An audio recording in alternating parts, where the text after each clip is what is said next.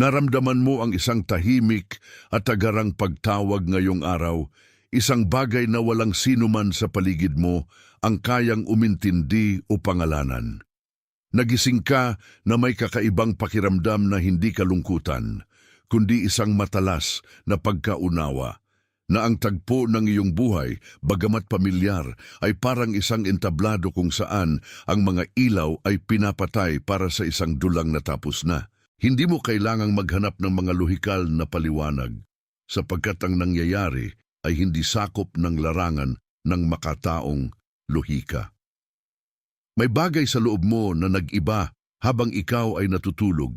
Isang piraso ng iyong kapalaran ang umangkop sa isang lugar na hindi mo alam na umiiral.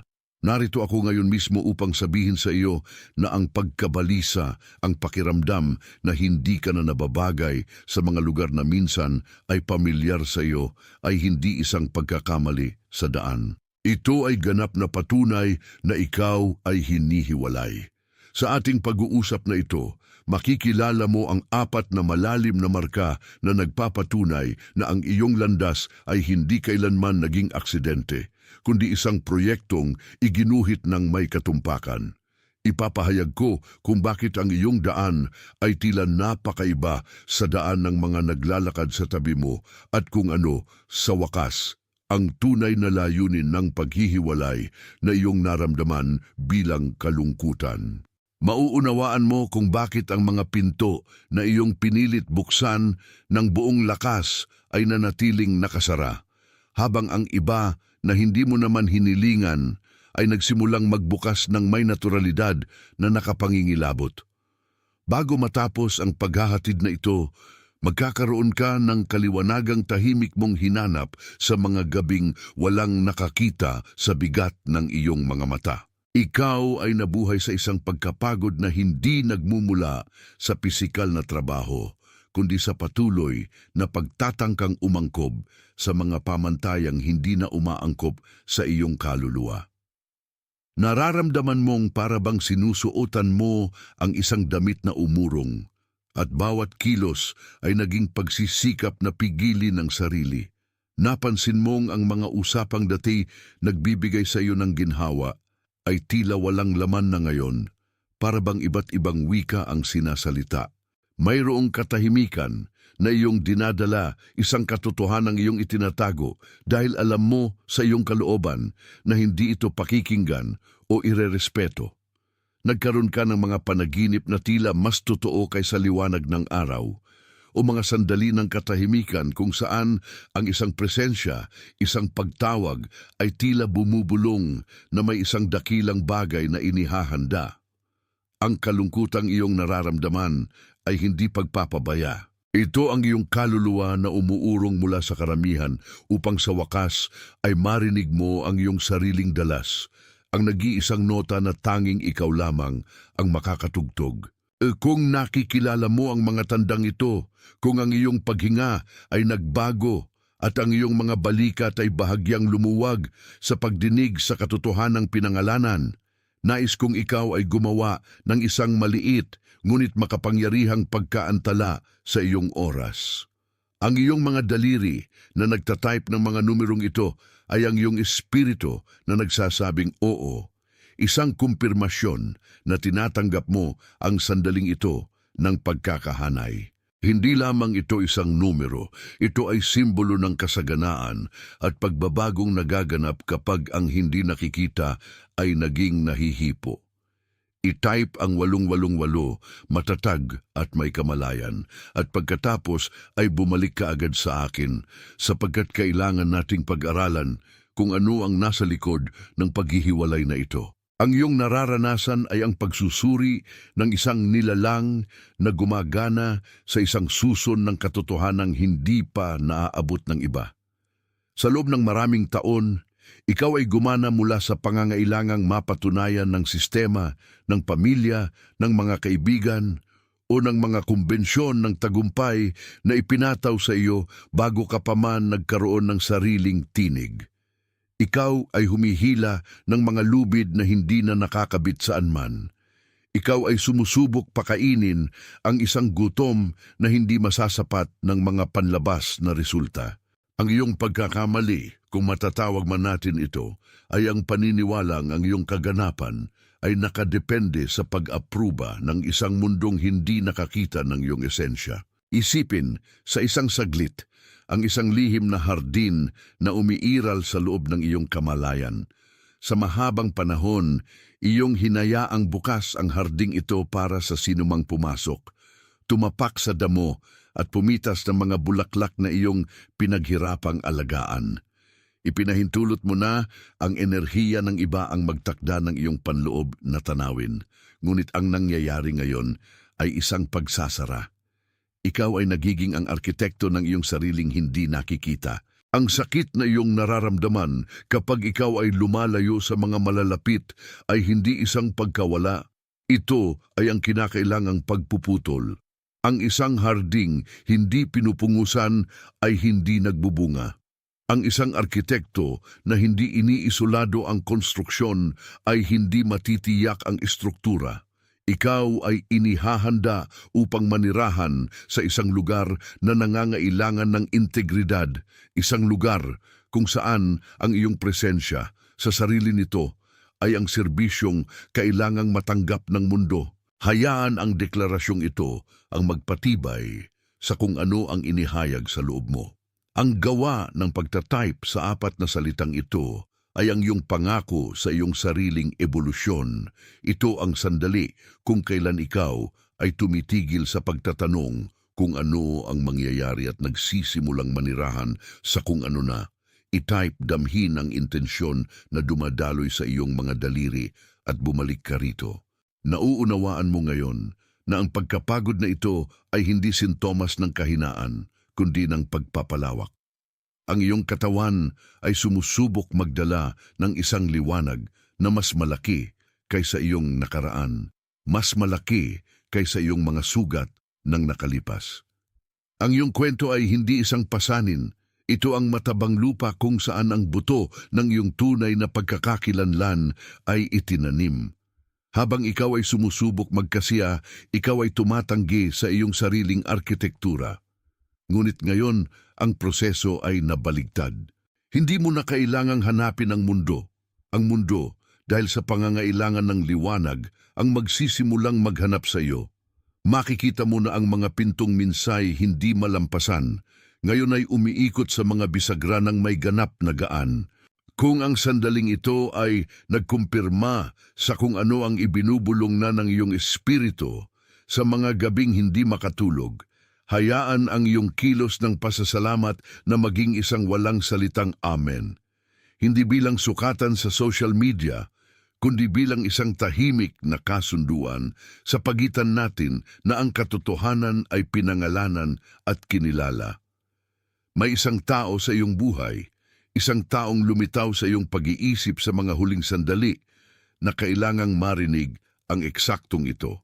Marahil ito ay isang taong pagod na pagod, isang taong may dalang mabigat na katahimikan at tulad mo, nararamdamang ang panlabas na mundo ay tumigil sa pagiging makabuluhan. Isang taong ang kaluluwa ay pagod ng lumaban sa mga agos na hindi na umiiral. Ipadala mo ang mensaheng ito sa taong iyon, hindi bilang rekomendasyon kundi bilang paghahatid. Dinadala mo sa kanya ang parehong ginhawa na iyong natanggap, ang parehong senyales na ang paglalakbay ay hindi walang saysay. Nasa harap ka ng huling portalan ng ating pag-uusap. Ang itinayo rito, ang kaliwanagang ngayon ay nagniningning sa iyong isip ay hindi pansamantala.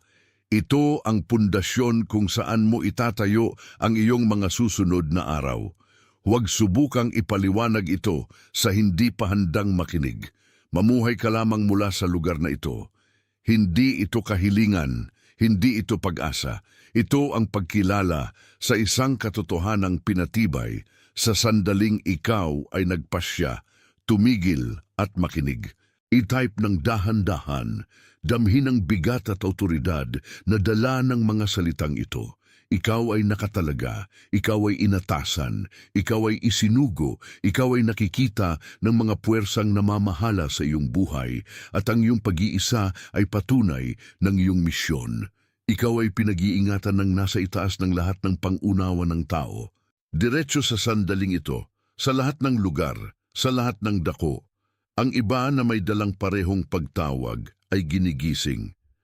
Hindi mo ginagawa ang landas na ito mag-isa. Ikaw ay bahagi ng isang hindi nakikitang tela na sumusuporta sa katotohanan. Isang network ng mga nilalang na hindi naghahangad ng palakpak, ngunit nagbabago ng mundo sa pamamagitan lamang ng kanilang presensya. Ang iyong oras ay dumating. Ang iyong lugar ay handa. Nabuhay ka ng mga taon na naniniwalang kailangan mong umangkob para maging bahagi, para bang ang iyong buhay ay isang puzzle kung saan patuloy mong sinusubukan tabasan ang iyong sariling mga gilid para magkasya sa mga espasyong hindi naman iginuhit para sa iyong hugis. Ang pagtatangkang magkasiyang ito nakakapagod at matiyaga ang ugat ng lahat ng bigat na iyong dinadala. Sinubukan mong magsalita ng wikang wala sa bokabularyo ng iba. Sinubukan mong maglakad sa mga ritmong sumisira sa iyong sariling kadensiya. At sinubukan kang mamitas ng mga bunga sa mga panahong hindi iyo. Ang pagsusuri ng iyong paglalakbay gayunpaman ay mas simple at mas malalim kaysa isang pagkabigo ng pag-aangkob. Hindi ka ginawa para magkasya dahil hindi ka dumating para maging bahagi ng isang umiiral na istruktura. Ikaw ay dumating para maging ang pundasyon ng isang bagong bagay. Ang iyong pagiging natatangi ay ang iyong lagda at lahat ng tila pagkakamali, pagkawala ng pagkakatugma o kakaibang panlipunang pakiramdam ay sa katotohanan ang pagtutol ng iyong espiritu na hindi pahintulutan ng iyong liwanag na hubugin ng mga kamay ng iba. Kapag naunawaan mo ito, ang pangangailangan ng panlabas na pag-apruba ay nawawala, hindi dahil sa kapalaluan, kundi sa ganap na kaliwanagan na ikaw ay nabibilang sa isang mas malaking kaayusan. Isipin mo ngayon, gamit ang mga mata ng isipan, ang isang lihim na hardin na umiiral hindi sa labas mo, kundi sa pinakamalalim na arkitektura ng iyong pagkatao.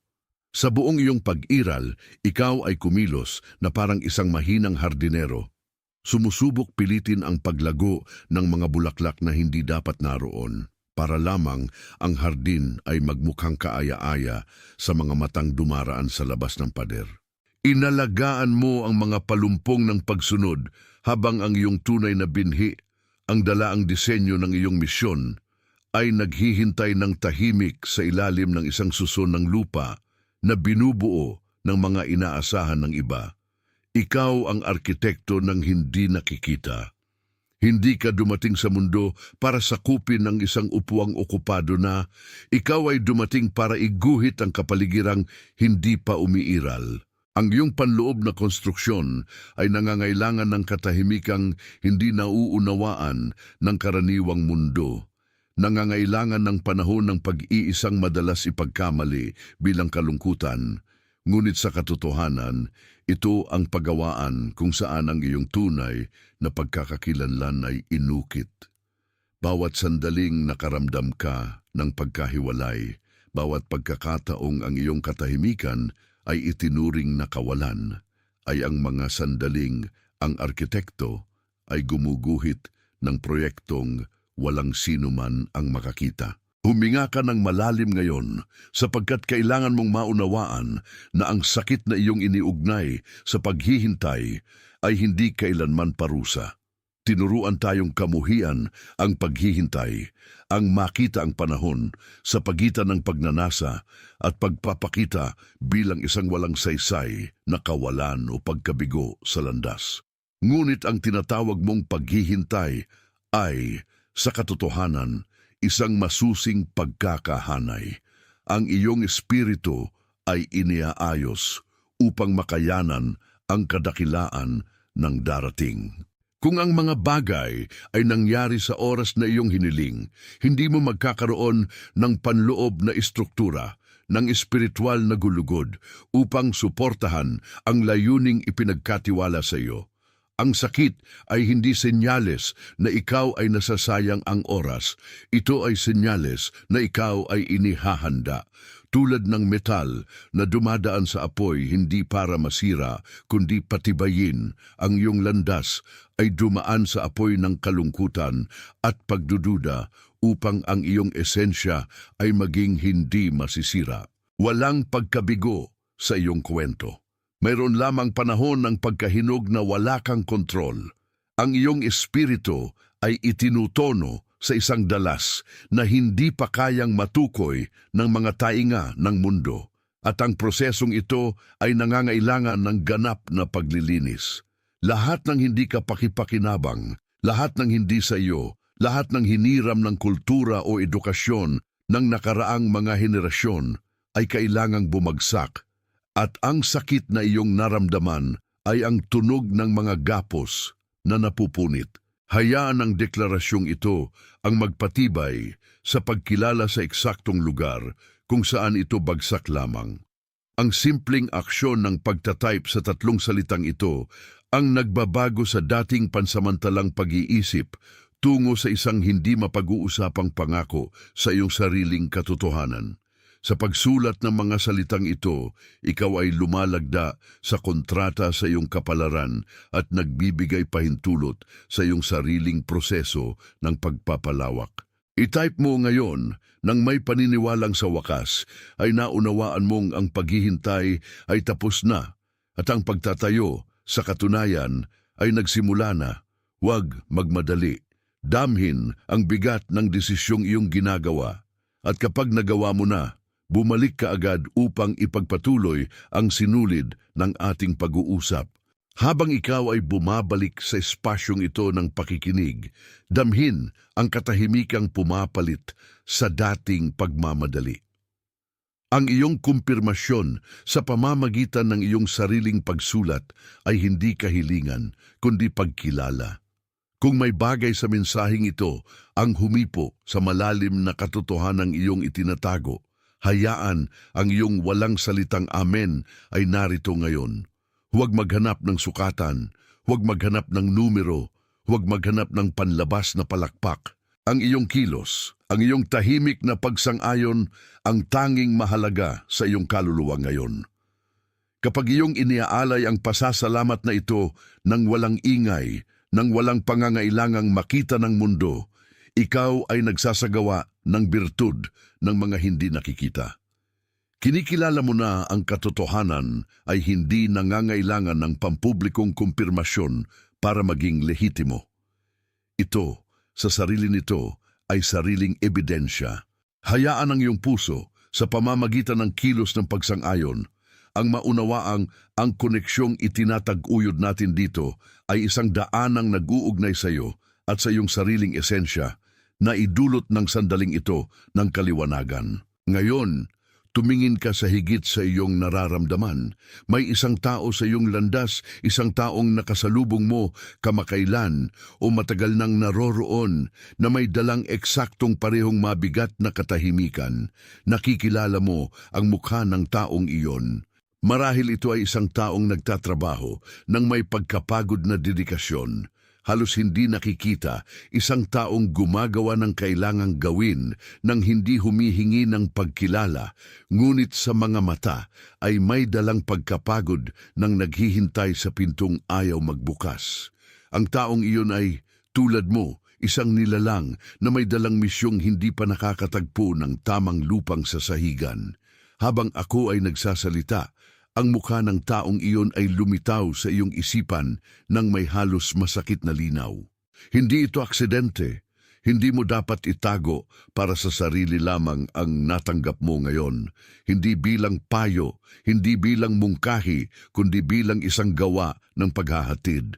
Ito ay paghahatid ng dignidad, paghahatid ng pagkilala. Maging ka ang instrumentong magdadala sa taong iyon ng kumpirmasyong hindi walang saysay ang kanyang pagsisikap. Damhin ang bigat ng misyong ito.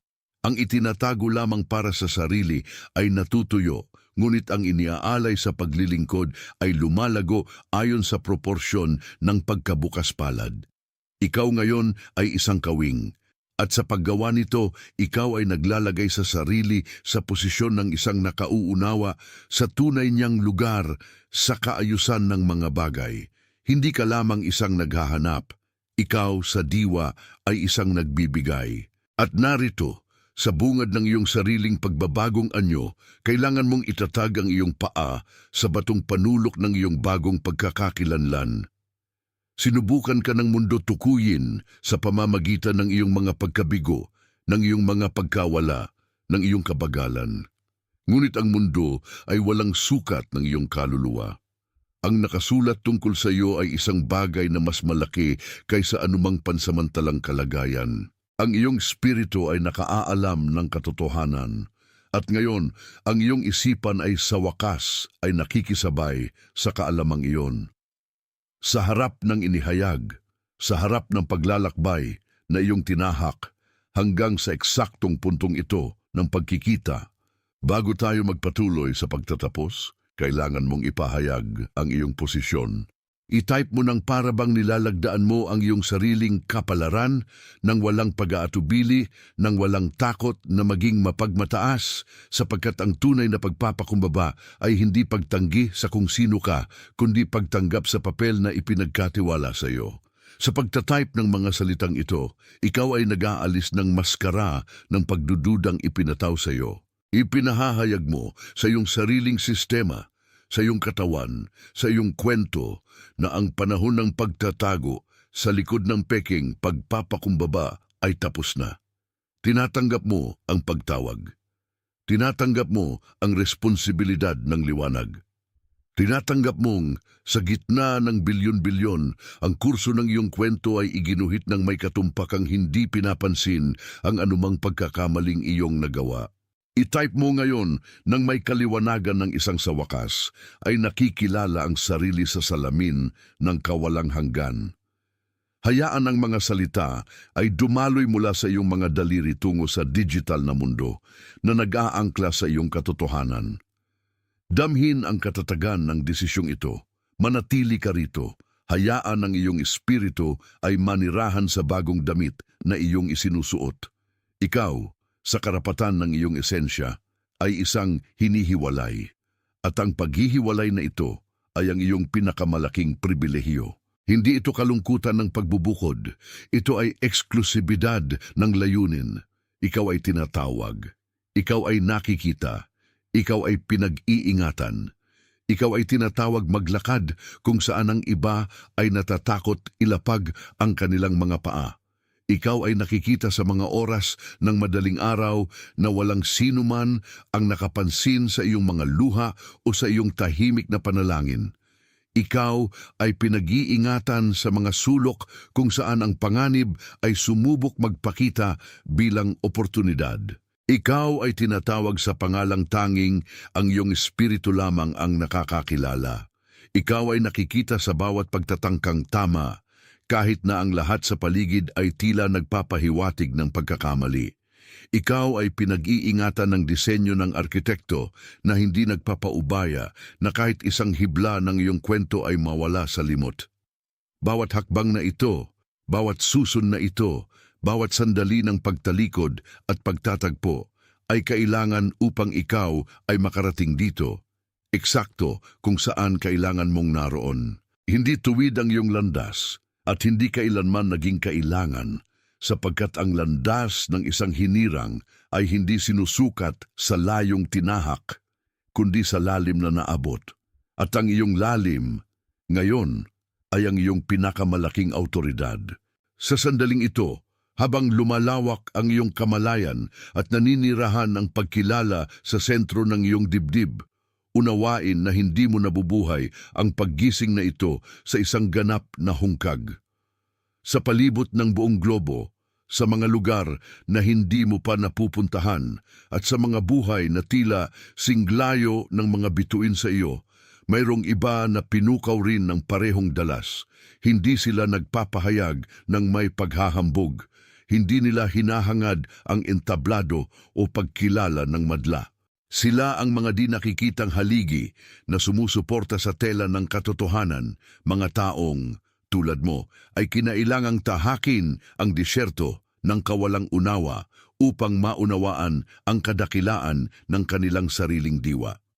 Mayroong isang tahimik na pagkakapatiran ng mga kaluluwa na sa panahong ito ay tinatawag para sa gawaing sumuporta sa liwanag habang ang panlabas na mundo ay tila umuugoy sa sarili nitong pagkalito.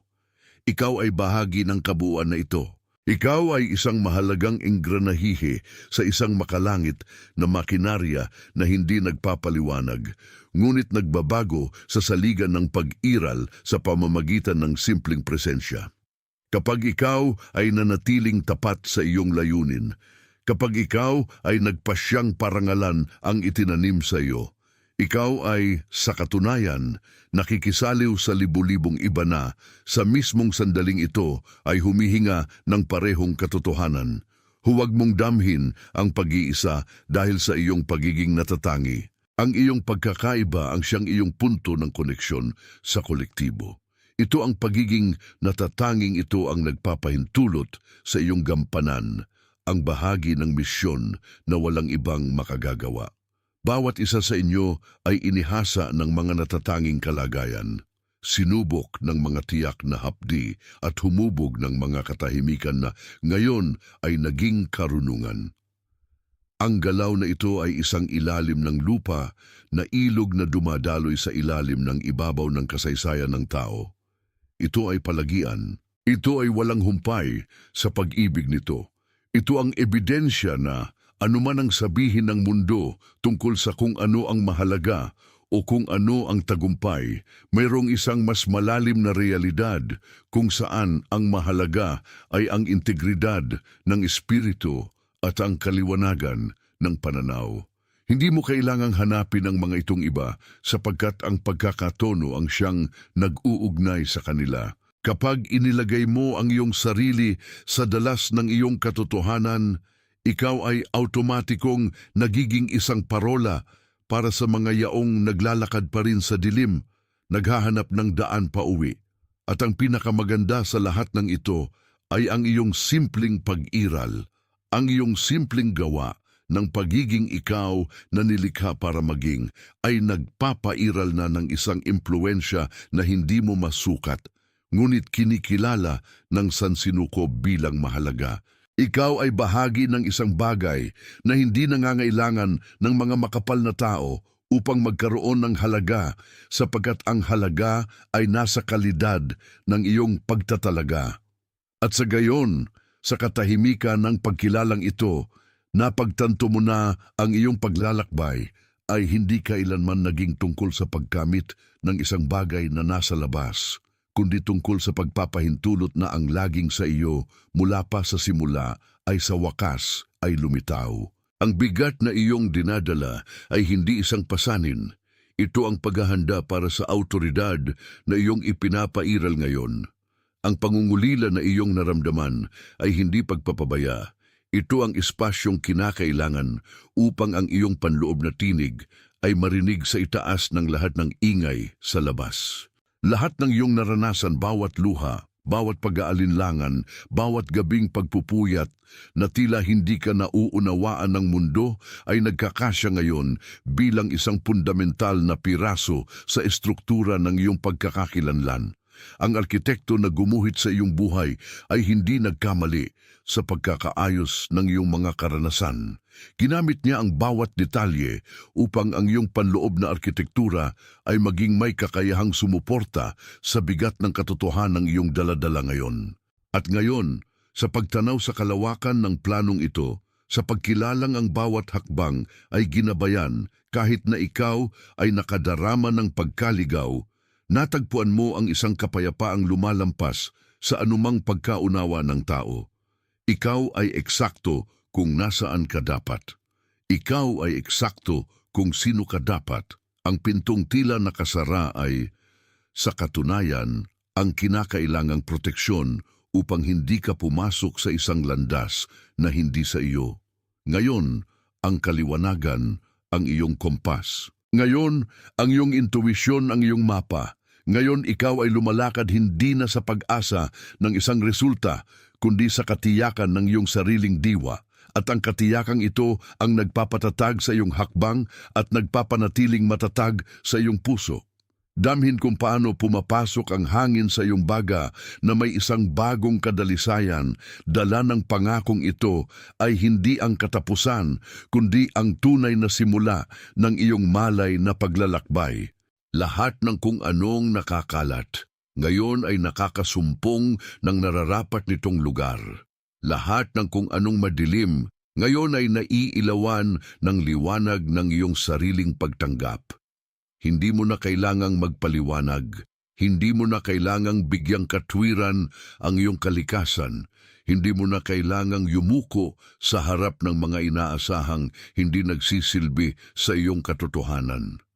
Ang iyong papel ay ang maging at sa pagiging ikaw ay nagbabago. Ang iyong papel ay ang magniningning at sa pagniningning ikaw ay gumagabay. Ang iyong papel ay ang magmahal at sa pagmamahal ikaw ay nagpapagaling. Ikaw ay isang natatanging ekspresyon ng buhay, isang sinadyang detalye sa isang walang hanggang disenyo. At sa pagtanggap na ito, sa wakas ay natagpuan mo ang pahingang matagal ng hinanap ng iyong kaluluwa. Hayaan ang kapayapaang ito na kumalat sa bawat bahagi ng iyong pagkatao mula sa mga dulo ng iyong mga paa hanggang sa isipan. Hayaan itong maglinis ng mga bakas ng anumang hindi kinakailangang pagsisikap. Hayaan itong maging iyong bagong tahanan. Ang paglalakbay na naghatid sa atin sa puntong ito ng pagkikita ay mahaba at kung minsan mapanghamon, ngunit ang bawat bahagi ay nagkakahalaga upang ang iyong kamalayan ay ngayon mabuksan para sa katotohanang laging naroroon. Ang iyong narinig, ang iyong naramdaman, ang iyong nakilala, lahat ng ito ay bahagi na ngayon ng iyong kabuuan. Huwag mong hayaang burahin ng ingay ng pang-araw-araw ang nakaselyo rito. Itago ang kalagayang ito ng pag-iisip bilang iyong pinakamamahal na kayamanan. Gamitin ito bilang pansala na sa pamamagitan nito ay iyong makikita ang mundo mula ngayon. Sapagkat kapag iyong nakikita ang mundo mula sa iyong katotohanan, ang mundo ay tumutugon ng naaayon. Ang mga pagkakataon ay hindi kailangang ipilit, sila ay naaakit. Ang mga sagot ay hindi kailangang habulin, sila ay nagbubunyag. Ang mga tao ay hindi kailangang himukin, sila ay nahahawaan. Ito ang kapangyarihan ng pamumuhay na nakaayon sa iyong makalangit na layunin, at ang kapangyarihang ito, hindi mo ito natanggap upang itago para sa sarili, kundi upang ito ay dumaloy sa iyo patungo sa mundo. Ginagawa itong isang lugar na mas may kamalayan ng bahagya, mas magaan ng bahagya at mas tunay ng malaki. Ikaw ay ngayon, sa mismong sandaling ito, nabubuhay sa isang bagay na marami ay nangangarap lamang. Ang kalayaan na maging, nang walang pag-aatubili, ang mismong diwa. Bago mawala ang sandaling ito, nais kong maunawaan mo na ang naganap ay hindi isang pagkakataon lamang. Mayroong isang tao sa iyong paligid, marahil isang taong iyong iniiwasang tawagan dahil sa takot na hindi maunawaan, na nagdadala ng eksaktong parehong tahimik na bigat na alam mong mabuti. Isang taong nagtatrabaho ng may di nakikitang kasipagan, isang taong nagpapanatili ng isang tindig ng pag-asa sa kabila ng tila pagkapagod. Isang taong tulad mo ay naghahanap ng isang sagot na tila laging isang hakbang lampas sa karaniwang abot. Ang mukha ng taong iyon ay sumulpot sa iyong isipan, hindi sa pamamagitan ng pagkakataon, kundi sa pamamagitan ng isang tawag. Ipadala ito sa kanya. Hindi bilang isang nagmumungkahi, kundi bilang isang naghahatid ng isang susi na ipinagkatiwala sa iyo. Ito ay isang kilos ng malalim na pag-aalaga, isang gawa ng tahimik na ministeryo para sa isang taong nang hindi nalalaman ay naghihintay ng eksakto sa pagkilalang ito.